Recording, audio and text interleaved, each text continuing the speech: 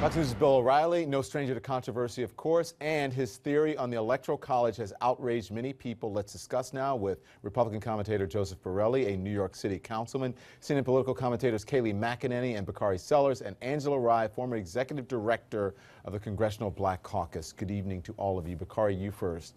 So Bill O'Reilly launched quite a firestorm. Let's listen to him describe what he says is the hidden reason behind calls to abolish the Electoral College. The left sees white privilege in America as an oppressive force that must be done away with.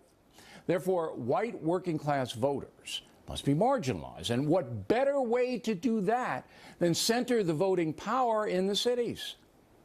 Very few commentators will tell you that the heart of liberalism in America today is based on race. It permeates almost every issue. That white men have set up a system of oppression. That system must be destroyed. Bernie Sanders peddled that.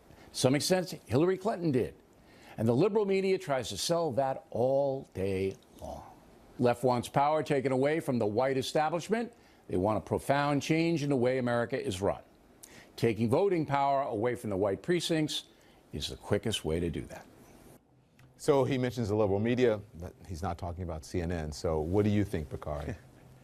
I mean, if you close your eyes, you believe that you're listening to a clip from 1968 or apartheid South Africa. I mean, this is one of the few quotes when I actually saw it yesterday, when you actually listen to it in context. Context is actually worse when you get the full context of his actual quote.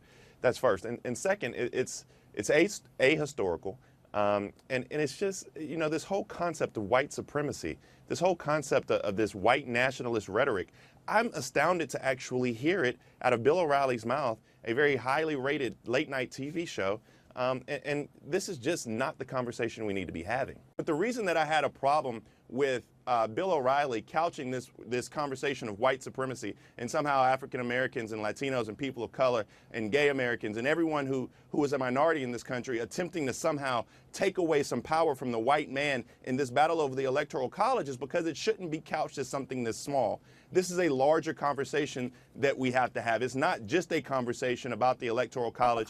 You know, Donald Trump is the president of the United States. The Electoral College was based on our founders' racist ideology at that time that bred this. That's fine. But we're here now, and we do need to talk about how we're going to disband some of these remnants of white supremacy that still exist. Bakari, I think that is the larger conversation that has to be had. No one was making this argument. I never heard this. And now all of a sudden, because Hillary Clinton lost, and because the Electoral College put Donald Trump there, now all of a sudden we've got to get rid of it. Look, Bakari, you mentioned 1968. Hold on, Joseph. Go ahead, Bakari. But that's my entire point, Kayleigh. I do not want to reduce this conversation to one about the Electoral College. I think this is a larger conversation that has to be had. What he said yesterday, or whenever Bill O'Reilly said it, it was so flawed. We can talk about how it was ahistorical, as Angela so eloquently pointed out, but we also have to talk about the simple fact that African Americans, we don't want anything from white people. It's not as if we want to take something from white nationalists or take something from white supremacists. We only want what the white working class. Or the white working class. We're not trying to take anything. White anybody. All we really want are the things that are our inalienable rights. We don't want you to give us anything. Just basic human dignity and equity is all we're asking.